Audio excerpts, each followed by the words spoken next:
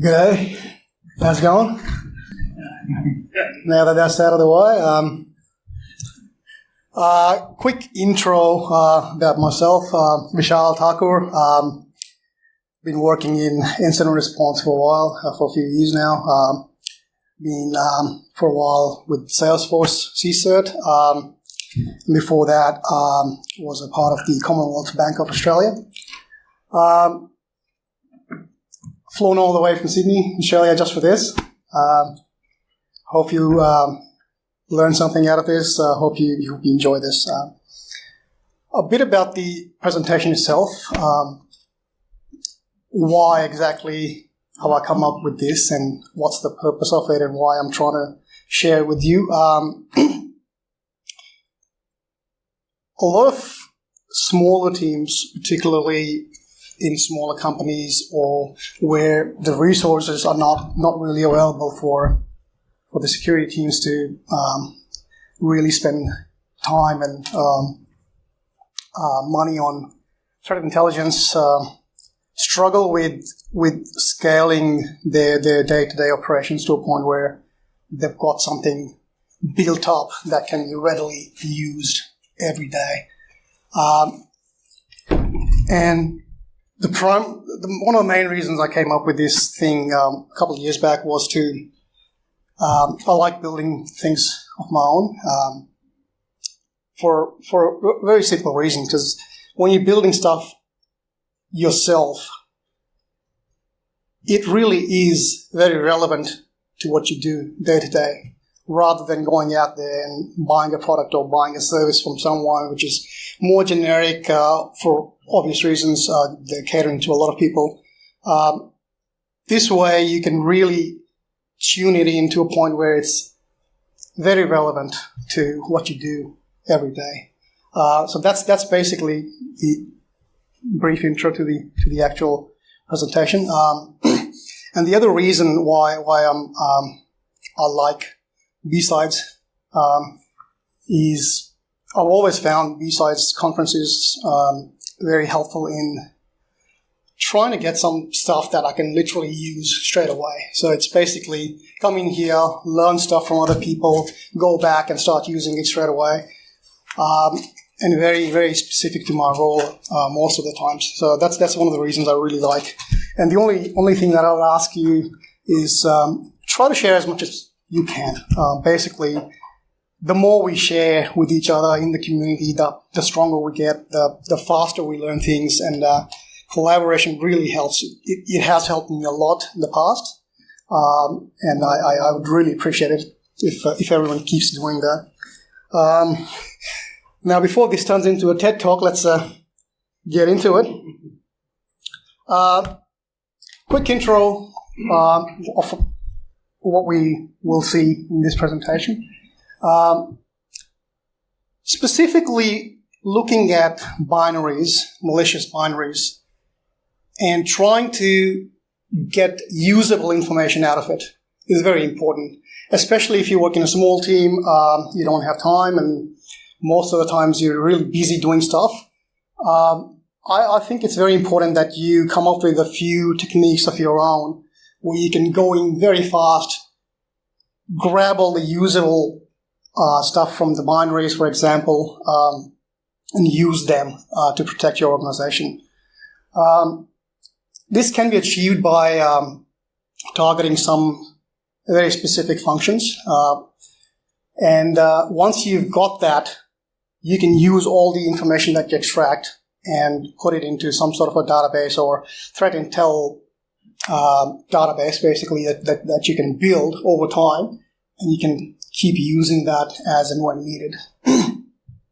All of that information that you gather can be used to build profiles, which once you've got them to a point where they're pretty easy to use, you can literally give them off to your frontline teams, your SOC teams, or whoever does the first response. And obviously, once you've got something in place, you can then share it with the broader organization, different teams, and go from there. I've got My slides are pretty boring. I haven't got any funny pictures or anything in there, so I apologize for that. But at times I probably will blitz through them because I haven't got a lot of time. But definitely feel free to contact me after or get in touch with LinkedIn or something like that. And we're very happy to continue the discussion. When you're looking at, and by the way, I'm just picking on some examples, real-world examples, but it's quite easily can be applied to a lot of different things as well. So don't think it's specific to what you see here.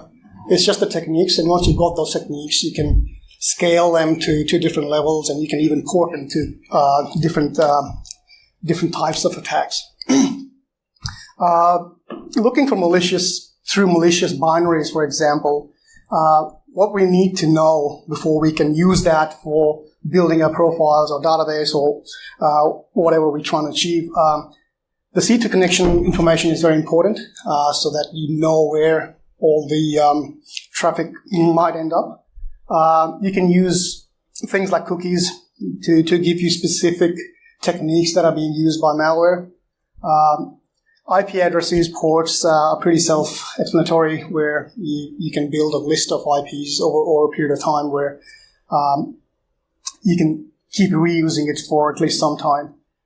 Stealth techniques, again, is things you can document, and whenever you see those same techniques being used in different families, you can sort of make a connection there that there's some sort of code reuse happening or some sort of collaboration between different malactors. Anti-detection techniques, again, is a very common one. And encryption as well, because a lot of malware nowadays uses encryption to encrypt the data before they send it back to their C2 servers. By knowing what type of encryption, for example, you can start building a profile as well. Now narrowing it down, getting to a point where you really start focusing on specific things to get started. These are some of the things you can target. For example, modules and specific functions, API calls, just for the sole purpose of building some sort of a database. Some of the common modules that we can target, that I like targeting to get information really fast. WinINet is one of them. It will give you all of this stuff that you can extract out of the binaries and then put into some sort of database for use later on, or to distribute it to your teams. A quick example of what you can actually get by, for an example, targeting one of those functions, which is, in this case, Internet Open. Basically, we're looking at that, trying to see what will be loaded there. In these screenshots, if you follow from 1 to 3, you can see the source will be filled up at some point as you execute it with, in this case, the user agent. All of this stuff is pretty easy to track once you've got it, and you can keep building it into your database for that particular family. As you can see here, the second argument of the actual function is supplying one of the C2 addresses. Before we go further, just a quick example, right? Just an example. If you're in a SOC situation and you're dealing with a malware campaign, a new malware campaign, for example, usually what will happen is it'll come through as the first protocol would be some sort of document, or usually the first stage malware that's get dropped onto your computer will be executed, and at that point it will go ahead and try to get the second stage or the final payload, which is the actual malware. Most of our teams struggle with that situation where they've got this first stage malware, but the focus is on getting that downloader URI and then blocking it most of the time. And a lot of teams end up using sandboxes, a lot of cloud-based sandboxes and stuff. The problem with that usually is that the level of control you've got on those sandboxes is very minimal. And usually what happens is if they've got, say, for example, 5 different URIs in there, the first one executes and goes out and tries to fetch the second stage or the final payload, and that's the only URI you capture. And a lot of frontline teams sort of grab that and take that as the main thing, block it, and it's pretty useless, really, that whole exercise, because the entire campaign will have multiple URIs, multiple different downloaders for just one campaign. And if we're just looking at one of those URIs for the second stage downloader, blocking it, it's not going to do much, really. At that point in time, either you've got your own sandboxing environment which you completely control and you're able to trigger it multiple times and capture everything. But even then, it's really not that much use, because what you really want to be focusing on is the second or the final stage payload, which requires human beings, basically, because you'll have to go in there and manually extract the entire C2 list. And modern malware today come loaded with those, right? Look, the latest sample of Emotet, if you grab it, would have anywhere between 45 to 60 IP addresses for C2 connections. And any sandboxing environment, if not controlled completely, will not even give you anything. So just a quick intro about that before we move on. And also keep in mind, and I'll touch on this later on once I finish as well, the goal here really is to automate all of this in the end. We should be able to understand it completely. Once we've understood it, the goal is to automate all of it so that we don't have to manually do it all the time. But to do that, to get to that stage, it's very important we understand what's happening. This is another function we can target. And this is, once you've got a list of these functions to target, you can literally do it within minutes, and it'll work pretty much all the time.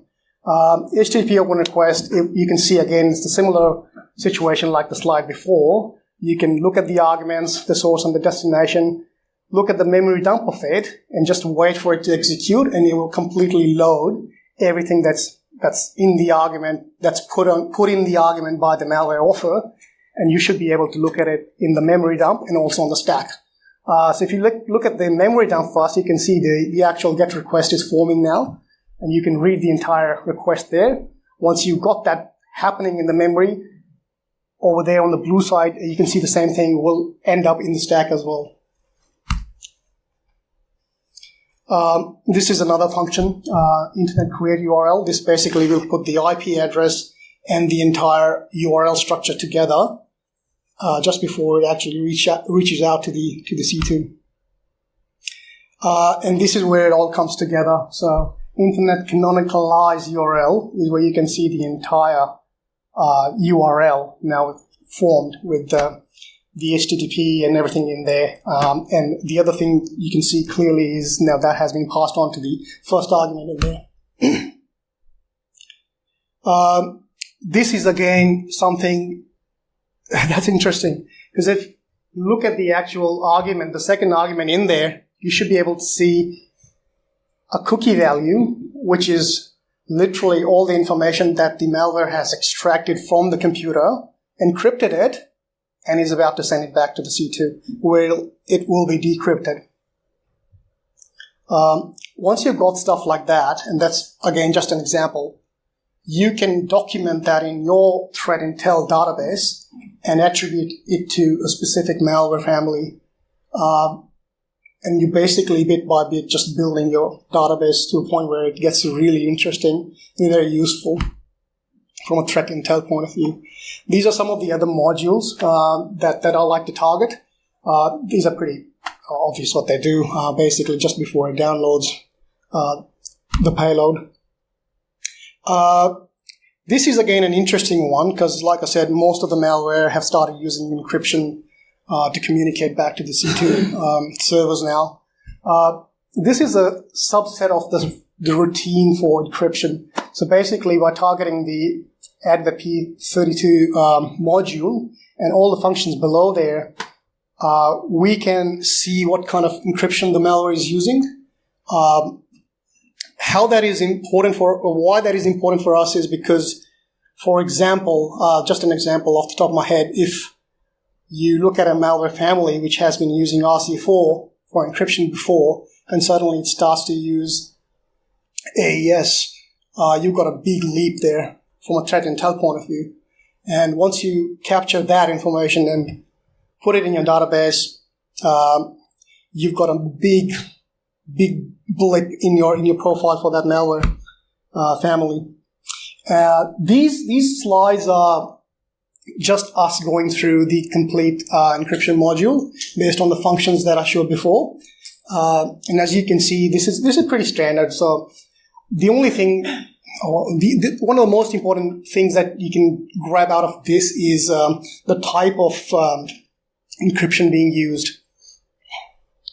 So as you can see here, this function CP hash data, and just stay with me there for a sec. We need to know the CSP that's being used here, the cryptographic service provider. And as you can see, the RSA header in argument 2. So we know that this is this malware is using an RSA public key for encryption. The private key obviously is at the C2. And this is just going through the routine, completing it. The last bit, of course, is destroying the hash that was first created by duplicating it. This is what it should look like in the end, where you can see all of the data up there ends up encrypted. And if you look closely, the encrypted bit is the cookie value we saw earlier. And this is what you would see if you were, for example, monitoring the C2 communication on, say, Wireshark or something like that. So that's the only thing you'll see. Everything we've seen before is stuff that you won't have access to. It's very helpful in understanding how it actually works, because now we actually know what CSP it's using, what type of encryption is being used. We can also see what is being encrypted. The trick to that is once you've got to the point where you know the exact functions that you want to target, you can start focusing on the mem copy function, which would give you the source address of the memory of all the stuff that is about to be encrypted, and will also give you the destination address of where it will end up after it's been encrypted. So that's useful to see what kind of encryption is happening. Create process is a very simple a function that pretty much everyone knows about. Once you've targeted this, everything that'll be created you will be able to see it. For example, in this malware, you can see it's changing firewall rules. So basically, I think you probably can't read it down there, but it's literally just opening up the firewall for the malware to allow connections back. This is another example of a different malware. Same thing, create process. We've targeted that. We know that it's opening up PowerShell. Once it's got PowerShell, it will run other commands, other processes on the computer. Again, this is all the stuff that we can take, document it, and store it in our database where we're building all the intelligence around these malware families. The DNS API, you can use it in a twisted kind of a way to see what's happening. And again, just an example, in this case, the malware is reaching out to geoplugin.net. They've got a plugin in there that what it literally does down at the bottom, what it literally does is goes out to MaxMind and grabs the IP of the machine. This is one of the most common techniques used by malware authors to learn where their victims are, and then from there on, the possibilities are there's quite a few different possibilities where you can. Well, if you're a Russian, for example, and you don't want to target Russia, you can do that. Or basically, you can geo-target your victims for the entire campaign. But then again, we've literally just targeted that particular DLL there, and we've got the result. Write file is another one. This particular slide, probably not that useful because encryption's already happened by this point in time. It's more so to just demonstrate once we've targeted this particular function, we can see everything that is being written by the process to the disk. And this is just an example of a ransom note being written, and this is just before it actually gets written to your disk. Gathering intelligence. So this is the second part of the presentation where, yes, we've done all of this. We know the basic list of functions that we want to target every time we're looking at a binary. Once we've got all of that stuff, what else is there that we can actually extract out of it and be a little bit more creative and use it to build our profiles, which can then be used by our teams and front lines. In this example, again, we've targeted functions that we've talked about before, but you can see that it's reaching out to that IP there, which is running a script, and by copying the actual URL in there, putting it in an actual browser, we can see how they are creating an ID specific to your machine. This is the ID that will be used to identify the victim by the malactor later on, where they can go, okay, and they've got thousands of this by the time they're done with the campaign, right? And this is how they will identify, for example, if they're asking for ransom payments, this is a way of identifying where is it coming from so that they can unlock that. The interesting bit here is not just the mechanism, but if you go a bit further, you're able to, just from all the information we extracted from the binary, the hard-coded information from there, we can reach to the admin panel for the campaign. So this is literally what the guy who's running the campaign on the other end is using to track his effectiveness. Once he's logged in there, he will be able to see all his victims. He will be able to see all of his IDs that he's created for the victims, and also all the private keys. And it's pretty comprehensive the way it's been set up so that they can run a campaign really, really effectively. Now, hypothetically, at this point in time, not that anyone would do that, not that we would do that, but we can hypothetically run just a simple Nessus scan on it, right? And you will find a lot of stuff if you were to do it. The access you could get, and a lot of these things are built pretty solidly, but ironically, the security on them is pretty low.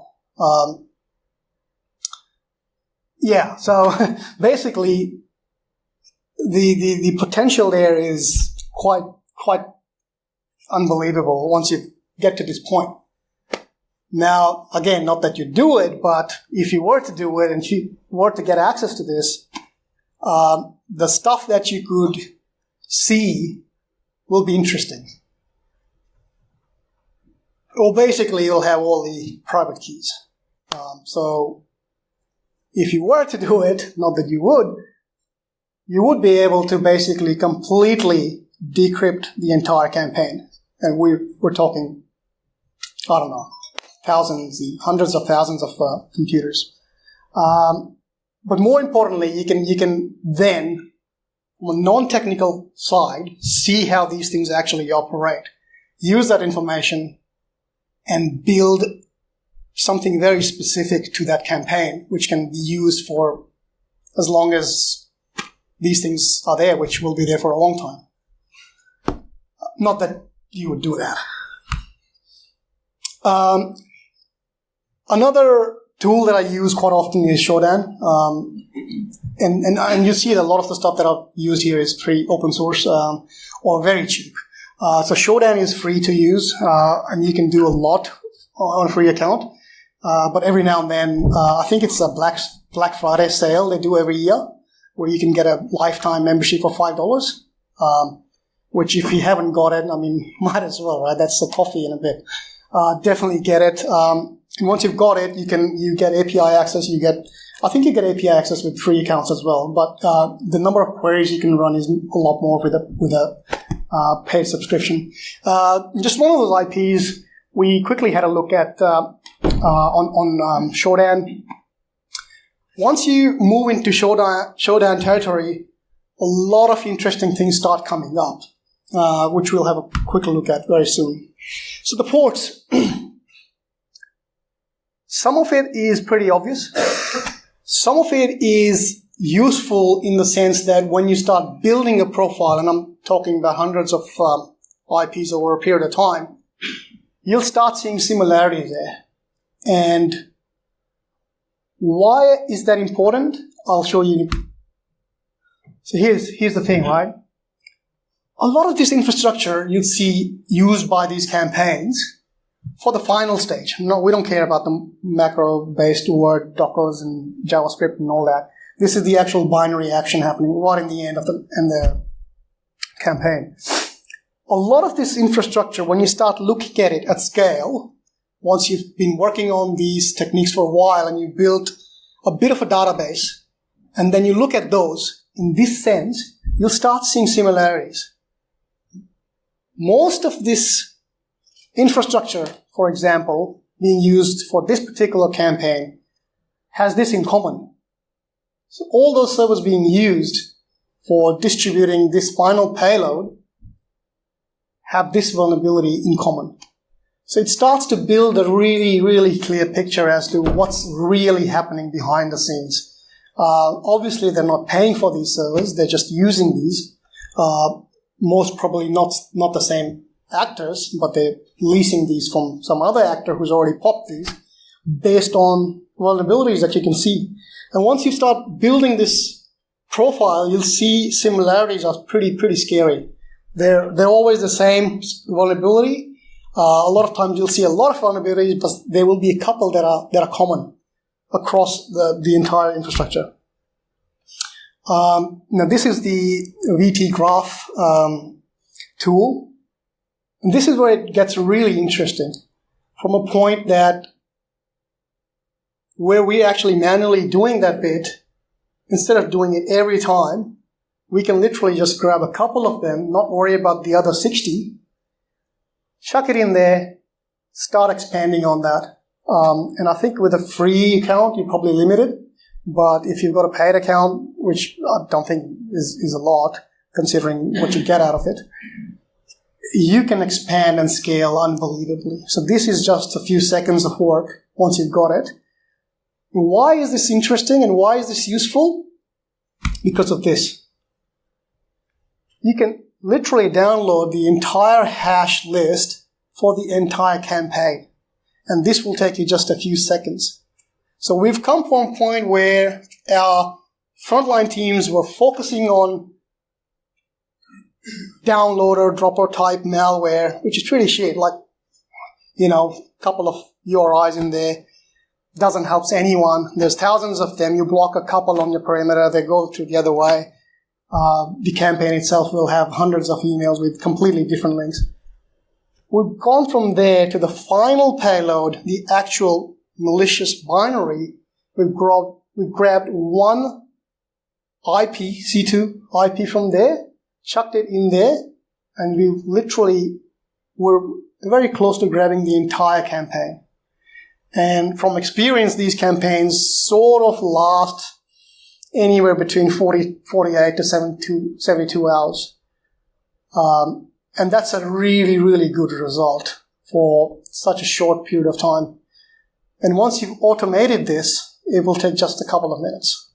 So you've literally taken all of that work, chucked it out, automated it, brought the whole time frame down to like a couple of minutes, and it's happening in the background all the time. And this will take care of the entire campaigns for at least a couple of days. It doesn't change. You can also download the IPs, so you don't have to go and download different samples from the same campaign to cover the entire thing. Just keep scaling it, and you'll see that you can get pretty much the entire campaign, hundreds of IPs within a few seconds. And if you blocked it, you can pretty much just move on at that point and do something other than spending time on this.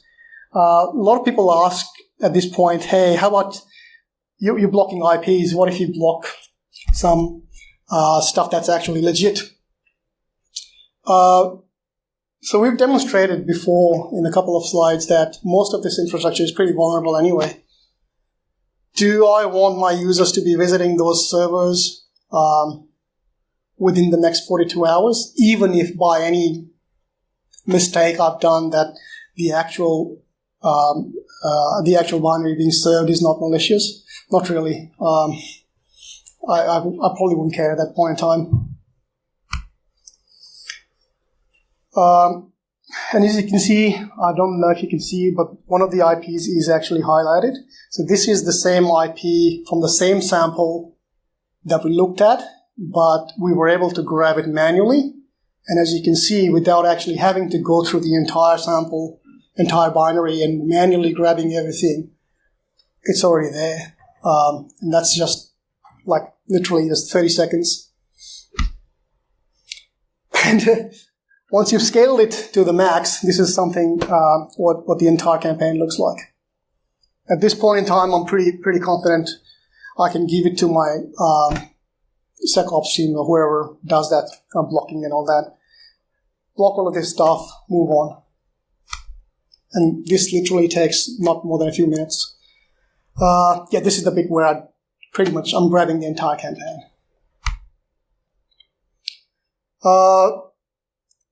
Expand it all the way. Now, automation is another thing that we're pretty big at in my place of work because we're a software company. We've got access to a lot of cool engineers. Once you've done your research, once you've actually done the hard work, at that point in time, I firmly believe that you should be able to automate it. There's no point in keep repeating the same thing over and over again every time. How do you automate it? There's many ways, and this is just an example. I'm sure we'll come up with better ways of doing it. This is a really simple thing, a very simple Yara template on VirusTotal. As you can see, I've literally just grabbed a few strings, put it in there. You can put in different stuff in there other than strings, make it really specific to that particular family. But this is just an example. Once you've done this, it's pretty specific.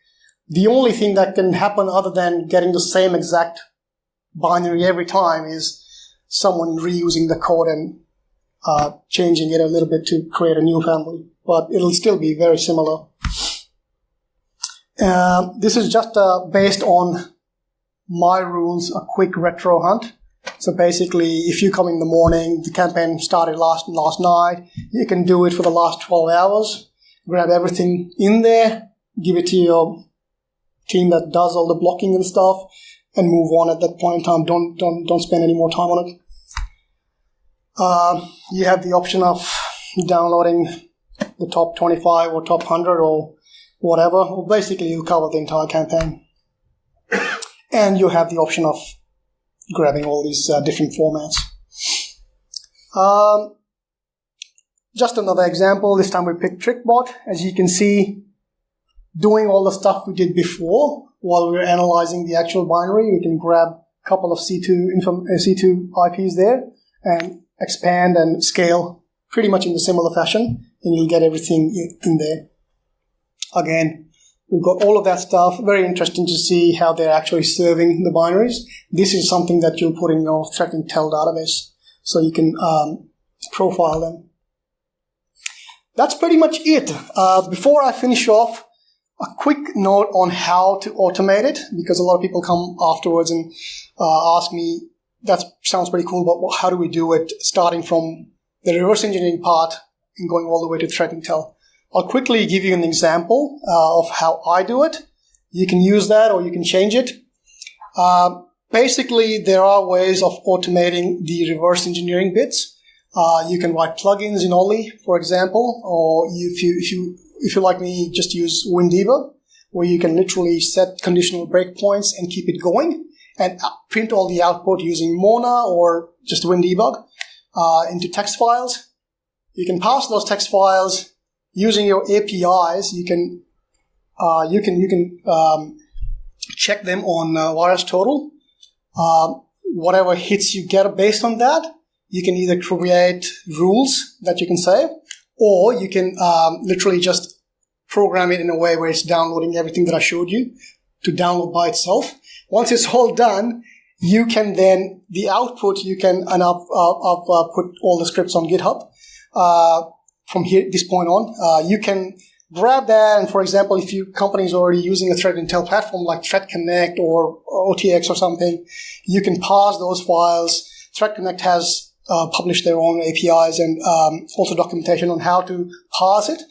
Once you downloaded all of that stuff onto your box, you can parse it using your Threat Intel platform's format and literally upload all of those indicators into your account.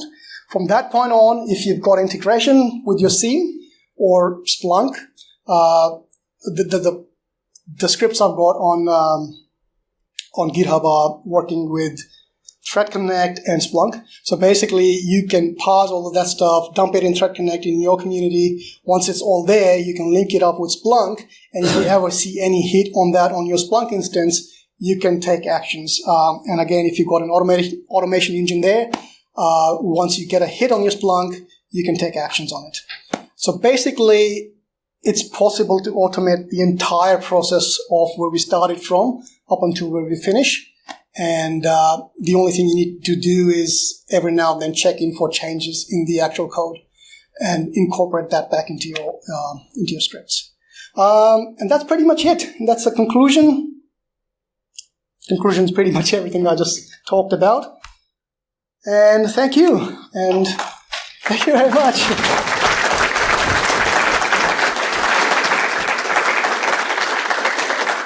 If you need any references, the first three are pretty obvious. These ones are detailed articles that are published. You literally put my name and the name of the family in front of it, and you'll get a hit on Google on the actual detailed articles. Any questions? Yep. So threat intelligence is my space, and I do like very much that you're working with our engineers to try to get to a little bit more than just IOCs. And I completely agree with you. Knowing what encryption they're using does make a big difference. Have you tried, and if you have, I'd like to hear the success or failure to try to encourage them to actually start to make assessments themselves by saying the level of code that's gone into this particular piece of malware or sophistication of this. Can you get them to sort of help them realise the person who's writing it, are they from a certain location, are they trained in writing code, are they quite sophisticated? There's additional factors that help you do more sort of a human behavioural type element. Yes, there is big. And I used to actually, when I used to talk about it internally with my teams, I used to have a section on code reuse. That's really helpful because you can see the similarities between, there's only one good malware written 4 years ago and then everyone's just lashed onto it pretty much. And every now and then you see some leaked source codes. And a lot of people use that as well. The only reason I haven't got in there now is because there are pretty solid products available out there that do it for you, basically. It's much faster. And the entire sort of theme has been to make it really simple for the front lines. You don't need to be a reverse engineer to do all of this stuff as long as we do the work and we give you exact things. For example, all those functions, just target them. You'll get to this point, which is pretty advanced. But to answer your question, yeah, that's definitely there. The other thing we try to do is let you guys sort of explore it a bit more. You'll definitely find a lot more things, different things than I have in the past. And quick story, for example, sometimes I once found a piece of code that was using very similar code that I'd seen before. And when I looked more and more into it, it was really complex, as in they'd layered it pretty good. I found a Skype handle in there which belonged to an actor I'd seen before. and he was tracked all the way back to Turkey, I think, in memory. But yeah, that kind of stuff you'll definitely find. So really good point. You just have a look at it, see what else you can see. Cool. Yes, sir. Hi, Vishal. Thank you for your talk. Thanks. You talked about creating a database of malicious actors. I was just wondering what tools you use to create that database. Excel. Excel. Yeah, look, it's one of those things, right? I try to keep it very generic because most of this is stuff that I can do it at my home. I don't need the might of my billion-dollar company to accomplish all this, right? Because not everyone has the same resources. So it's literally like just a quick G sheet, for example, where you've got different tabs for different families. Works, but yeah, I mean, if you've got some platform which is more complex and more expensive, and it'll probably work better, but Excel works fine. Because at the end of the day, you just need to be able to do a quick cat on it, right? Or a quick grep on it, and see if you've seen something like that before. CSVs work fine. So, sorry for a really basic answer, but yeah, it works. It works. Any more questions? Cool. Sorry. Sure. With you sort of doing multiple levels of auditing in like your graph and finding new samples and stuff, where do you draw the line and say, I'm happy with stopping here with my analysis? Analysis of a particular sample or a family? Well, probably the family where you were sort of tracking Yeah. IPs and the associated Yeah. samples with that group. I know it's quite a personal thing, it's been very good. You personally, where do you feel comfortable with saying, I'm cool here? I'd like to say it really depends on my daughters when they stop me for doing stuff, but I think there's no real set in stone sort of a thing, really. But what really works good is if you track it based on time. From experiences, I've seen most campaigns last 48 hours before they start changing. So if you are doing a retro, you can go back 48 hours. That'll most probably give you the entire thing. And the final payload, the actual list of IPs for C2s, they don't change that much. Because they don't really need to, right? If they've got like 100 IPs, that'll do the job for the next 2 days. So it's a bit of a hit and miss, but yeah, time is what I'll go for. Okay, cool. Thanks, guys. If you ever end up in Australia, please give me a shout. Join me on LinkedIn. We're doing a B-Sides in Sydney on 7th of September this year. Nice time to be in Sydney, springtime. Everyone's invited. If you do end up there, let me know. I'll definitely show you around. So thanks again. Cheers.